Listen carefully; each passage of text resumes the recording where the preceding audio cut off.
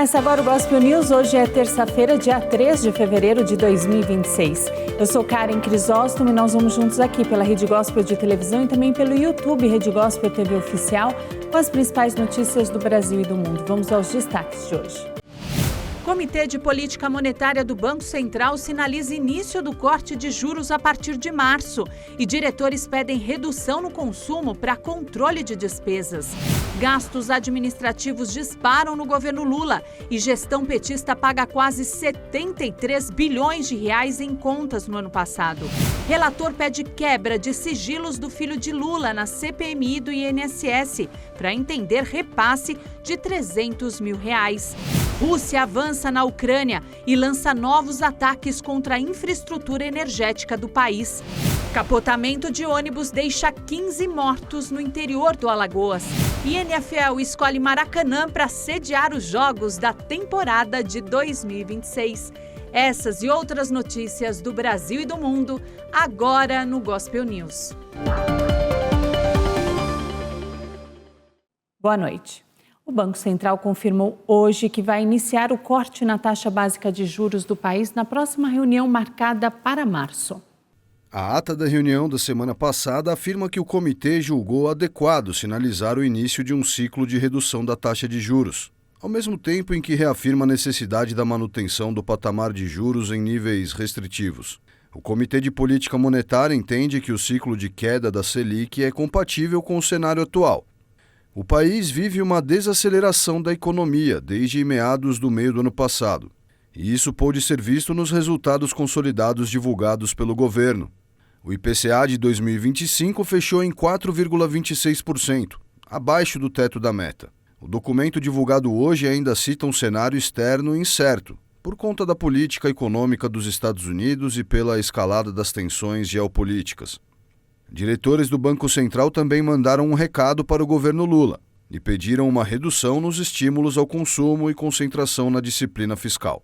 Os próximos encontros do Copom ocorrem nos dias 17 e 18 de março. Os gastos do governo para manter a administração do país somaram quase 73 bilhões de reais no ano passado. Esse é o maior patamar em 9 anos. Os anos que o Brasil menos gastou foram entre 2019 e 2022, durante a gestão de Jair Bolsonaro. Os números foram divulgados pelo Tesouro Nacional e mostram um crescimento nos gastos administrativos após a volta do presidente Lula ao poder em 2023. Naquele ano, o governo Lula gastou mais de 63 bilhões de reais. Em 2024, 65 bilhões de reais. E no ano passado foram incríveis 72 bilhões de reais gastos. Entre as contas pagas estão água, energia, aluguel de imóveis e veículos, diárias e passagens, entre outros itens. Mas para este ano o governo tem uma margem ainda maior. De acordo com números do Ministério do Planejamento, Orçamento e Gestão, a gestão petista possui uma margem de quase 130 bilhões de reais para gastos livres.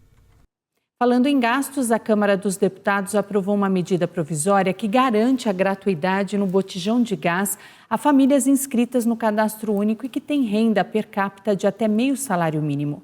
A gestão petista estima gastar mais de 6 bilhões de reais com a medida neste ano. A proposta altera o nome do auxílio, que hoje chama Gás dos Brasileiros, para Auxílio Gás do Povo, e prevê uma expansão para 15 milhões de famílias. A medida provisória cria a gratuidade direta do botijão de GLP, nas revendas credenciadas. Conforme a medida provisória, serão beneficiadas pelo programa as famílias com renda per capita mensal de até meio salário mínimo e que estejam com os dados cadastrais no CadÚnico atualizados. Esse é o primeiro projeto do governo aprovado em ano eleitoral. Além do Gás do Povo, a gestão petista vai priorizar outras pautas populistas, como o fim da escala 6x1, passagem gratuita de ônibus e a regulamentação do trabalho por aplicativo. A produção industrial do Brasil registrou queda de 1,2% em dezembro do ano passado. Segundo o IBGE, as principais quedas ficaram com veículos automotores, reboques e carrocerias, produtos químicos e metalúrgica. Hoje, o setor está a pouco mais de 0,5% acima do patamar pré-pandemia. E o relator da CPMI do INSS, o deputado federal Alfredo Gaspar, pediu a quebra do sigilo fiscal de Fábio Luiz Lula da Silva, o Lulinha, filho do presidente. Ele quer entender o destino final de um suposto repasse de R$300 mil. Alfredo Gaspar escreveu que a necessidade de investigar Fábio Luiz decorre diretamente de mensagens interceptadas após Antônio Camilo indicar que o filho de Lula teria recebido R$300 mil através da empresa de Roberta Luchinger. O careca do INSS, Antônio Camilo, afirma em uma mensagem que o destinatário seria o filho do rapaz. O relator Alfredo Gaspar afirma que a Polícia Federal aponta que essa é uma referência direta a Lulinha, sugerindo que Roberta atuaria como intermediária financeira para o repasse de vantagens indevidas. Segundo o texto, a investigação aponta Roberta como figura central do chamado núcleo político do grupo liderado pelo careca do INSS. A Polícia Federal identificou repasses de R$1,5 milhão a uma empresa de Roberta. Essa empresa é descrita no requerimento como empresa de fachada. O relator Alfredo Gaspar ainda indica uma tentativa de obstrução das investigações, como mostram mensagens em que Roberta orienta o descarte de telefones após fases da operação policial. No final do ano passado, o governo venceu a oposição e conseguiu blindar a convocação do filho de Lula. O ex-presidente do Rio Previdência, Davis Marcon, foi preso hoje em Itatiaia, no Rio de Janeiro. Davis comandava o Rio Previdência, mas renunciou ao cargo após uma operação da Polícia Federal que apura desvio de dinheiro e corrupção no Fundo dos Servidores do Estado. A gestão dele investiu quase R$1 bilhão em letras financeiras do Banco Master. Segundo a Polícia Federal, as aplicações colocaram em risco o dinheiro das aposentadorias e das pensões de centenas de milhares de servidores. A Rússia conquistou novos espaços na Ucrânia. Dados consolidados apontam que somente em janeiro quase 4.500 drones foram lançados contra a Ucrânia. Dados compilados pela Força Aérea Ucraniana e analisados pela AFP indicam que a Rússia lançou em janeiro 4.452 drones de ataque contra o território ucraniano, 13% a menos do que em dezembro de 2025, e 135 mísseis, uma redução de 23%. Segundo Kiev, 83% dos projéteis foram derrubados pelos sistemas de defesa aérea do país. Ao mesmo tempo, dados do Instituto para o Estudo da Guerra e do Critical Threats Project, dois think tanks americanos, mostram que as tropas de Moscou aceleraram seus avanços, capturando o dobro de território em comparação com dezembro. Foram 481 quilômetros quadrados conquistados em janeiro, contra 244 quilômetros quadrados em dezembro de 2025. No Donbas, região industrial e de mineração do leste reivindicado pela Rússia, o exército agora controla quase toda a região de Luhansk e 83% do território de Donetsk. Esses avanços ocorreram em um momento em que a Ucrânia enfrenta temperaturas muito baixas, condições que dificultam bastante as operações ofensivas. A baixa temperatura também se colocou como um desafio para os ucranianos no mês em que foram registrados os piores cortes de energia, calefação e água na Ucrânia desde o início da guerra, no final de fevereiro de 2022. Segundo as autoridades ucranianas, a capital Kiev, com mais de 3 milhões de habitantes, foi a cidade mais afetada, o que obrigou os moradores a procurar abrigo para se proteger do frio e da escuridão em tendas de emergência. Rússia e Ucrânia devem realizar uma segunda rodada de negociações com participação dos Estados Unidos na quinta e sexta-feira em Abu Dhabi, nos Emirados Árabes Unidos. Moscou anunciou a data nesta segunda-feira, acrescentando que uma coordenação adicional das agendas das três partes fez com que o encontro, marcado para domingo, fosse adiado. A Rússia voltou a atacar a Ucrânia na madrugada de hoje. Mais uma vez, os alvos foram as infraestruturas de energia do país. A Rússia retomou nesta terça-feira seus ataques contra a infraestrutura energética da Ucrânia. Mais de 1.000 edifícios residenciais ficaram sem aquecimento em Kiev, onde as temperaturas giram em torno de negativos 20 graus Celsius. O presidente ucraniano Volodymyr Zelensky afirmou que Moscou lançou mais de 70 mísseis e 450 drones e criticou a decisão de aproveitar os dias de inverno mais frios para aterrorizar a população, em vez de optar pela diplomacia.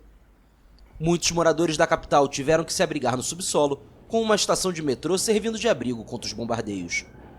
Pelo menos 3 pessoas ficaram feridas em Kiev e outras 2 em Kharkiv, onde as autoridades indicaram que os sistemas de aquecimento de mais de 800 residências deixaram de funcionar.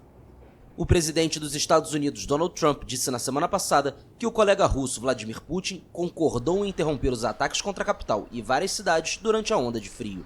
e o Kremlin afirmou que a trégua duraria até 1º de fevereiro. Está prevista para quarta-feira em Abu Dhabi uma segunda rodada de negociações entre russos, ucranianos e americanos para tentar pôr fim ao conflito, que no fim do mês vai completar 4 anos. A Rússia afirmou hoje que não recebeu qualquer declaração da Índia sobre a paralisação da compra de petróleo. Ontem, o presidente dos Estados Unidos, Donald Trump, anunciou um acordo com a Índia e disse que os indianos prometeram interromper a compra de petróleo russo. O presidente da Autoridade Palestina convocou eleições para escolher os membros do Conselho Nacional Palestino. O presidente da Autoridade Palestina, Mahmoud Abbas, convocou pela primeira vez eleições por sufrágio universal para escolher os membros do Conselho Nacional Palestino, o parlamento da Organização para a Libertação da Palestina, a OLP. A informação da agência oficial palestina Wafa foi divulgada nesta segunda-feira. Abbas é presidente da Autoridade Palestina, que exerce uma gestão limitada da Cisjordânia ocupada, e também chefia a OLP, uma coalizão de movimentos pela causa palestina, da qual não fazem parte os grupos islamistas Hamas e Jihad Islâmica. Segundo um decreto assinado por Abbas, as eleições foram convocadas para 1º de novembro de 2026 e serão celebradas em todos os locais onde for possível, tanto no interior quanto no exterior da Palestina, para garantir a maior participação possível, reportou a Wafa. Até agora, os membros do Conselho Nacional Palestino nunca tinham sido eleitos, mas sim nomeados. Esse conselho atuou durante muito tempo como um parlamento no exílio da OLP, em que predomina a organização Fatah, de Abbas, cofundada pelo líder histórico palestino Yasser Arafat, morto em 2004. A presidente interina da Venezuela, Delcy Rodrigues, recebeu a chefe da missão diplomática dos Estados Unidos em Caracas. A presidente interina da Venezuela, Delcy Rodrigues, recebeu nesta segunda-feira a chefe da missão diplomática dos Estados Unidos em Caracas, Laura Dougall. A visita é parte do processo de retomada das relações bilaterais, informou o ministro da Comunicação venezuelano.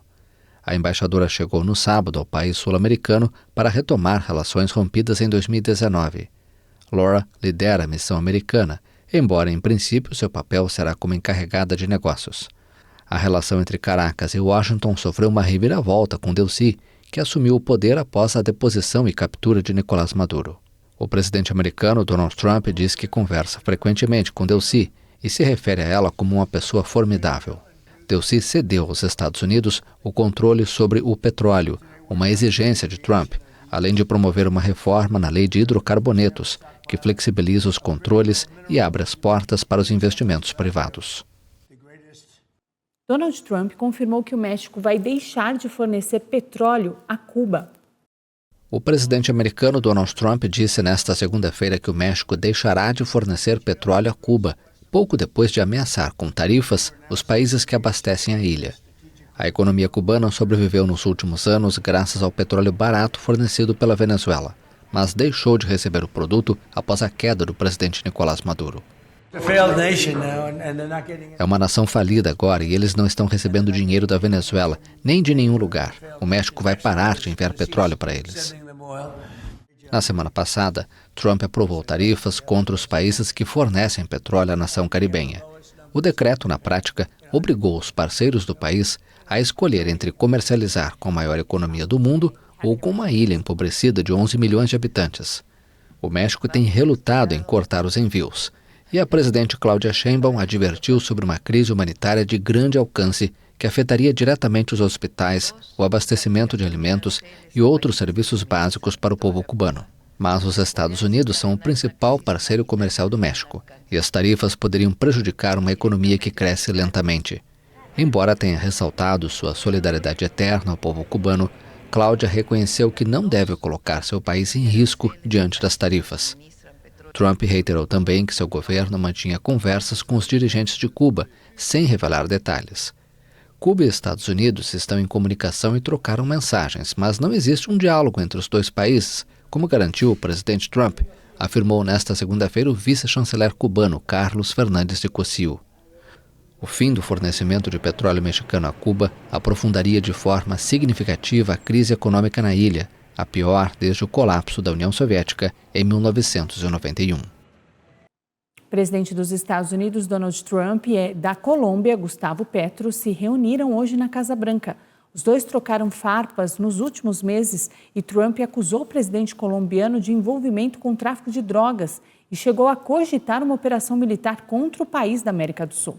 Essa é a primeira reunião entre os dois líderes desde que o republicano voltou ao poder nos Estados Unidos. A Polícia Civil do Distrito Federal foi às ruas com 110 mandados de prisão e de busca e apreensão contra um grupo suspeito de furtos de veículos. Até o fechamento da edição, 37 pessoas haviam sido presas. Os agentes foram às ruas do Rio de Janeiro, Ceará e Goiás para cumprir 110 mandados de prisão e de busca e apreensão. Segundo a polícia, o grupo é suspeito de furto de caminhonetes Toyota Hilux e SW4. A Justiça também autorizou o sequestro de bens, móveis, imóveis, valores e ativos financeiros.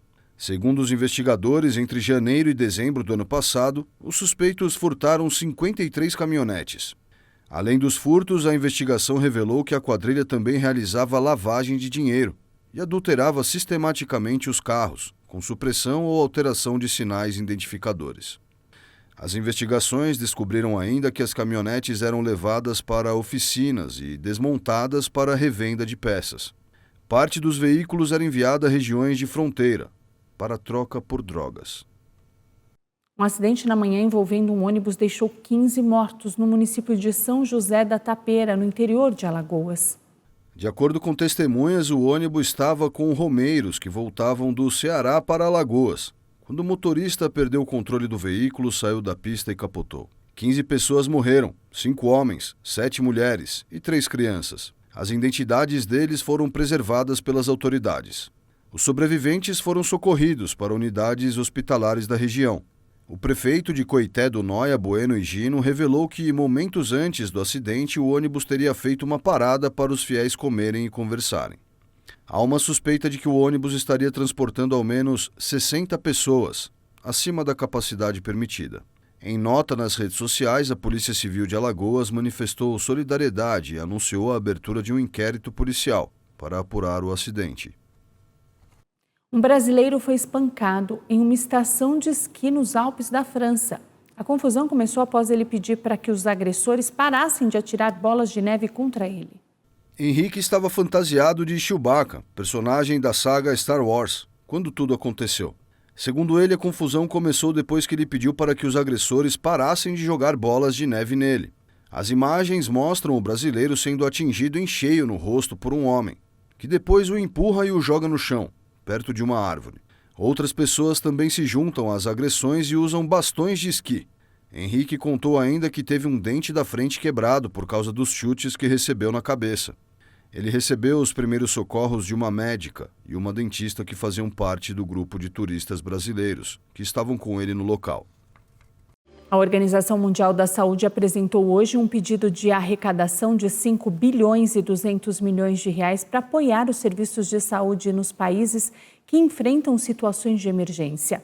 Um diretor da OMS afirmou que os recursos serão usados em 36 regiões, entre elas a faixa de Gaza, Congo e também Ucrânia. Segundo os dados da organização, quase 250 milhões de pessoas ainda vivem em situações de crise humanitária. E pelo menos 30 pessoas morreram nas últimas 2 semanas no Japão por conta da nevasca que atinge o país. Nevascas incomuns no Japão provocaram 30 mortes nas últimas 2 semanas. A Agência de Gestão de Incêndios e Desastres afirmou que as mortes foram registradas de 20 de janeiro até esta terça-feira em consequência das tempestades. O balanço foi atualizado pelas autoridades depois que uma mulher de 91 anos foi encontrada sob 3 metros de neve diante de sua residência. O governo central mobilizou tropas para ajudar os moradores de Aomori, região mais afetada, onde uma camada de neve de até 4,5 metros permanece acumulada nas áreas mais remotas. O governador do estado pediu a ajuda do exército japonês. A primeira-ministra Sanae Takaichi convocou uma reunião especial do gabinete nesta terça-feira e pediu aos ministros que façam todo o possível para evitar mortes e acidentes. Uma grande massa de ar frio provocou fortes nevascas ao longo da costa no Mar do Japão nas últimas semanas. Algumas áreas registraram mais do que o dobro de neve dos volumes habituais. A NASA adiou a missão Artemis II, que vai levar humanos para a Lua pela primeira vez desde 1972. O foguete SLS apresentou vazamento de hidrogênio durante um abastecimento. A nova janela de lançamento está prevista para o mês de março. A missão vai durar 10 dias e vai levar 4 astronautas para um sobrevoo ao redor da Lua. E a Justiça Francesa determinou uma operação de busca e apreensão nos escritórios da plataforma X na França. O bilionário Elon Musk foi convocado a depor em abril. Na mira da Justiça. Nesta terça-feira, o Ministério Público francês anunciou que foi determinada uma operação de buscas e apreensão nos escritórios da plataforma X no país. O bilionário Elon Musk, proprietário da rede social, e a ex-diretora-geral Linda Yaccarino também foram chamados para depor voluntariamente em abril, por supostas ilicitudes da plataforma. No mesmo mês, funcionários dos escritórios do X na França devem depor como testemunhas. Uma investigação foi aberta em 2025 após denúncias de deputados sobre um suposto viés em seus algoritmos que pode ter alterado seu funcionamento, levando, segundo legisladores, a riscos para a democracia. Foram citados, por exemplo, redução de diversidade de vozes e opções e o afastamento do X do objetivo de garantir um ambiente seguro e respeitoso a todos, além de uma falta de clareza sobre mudanças, decisões de moderação e intervenções pessoais de Elon Musk na gestão da plataforma.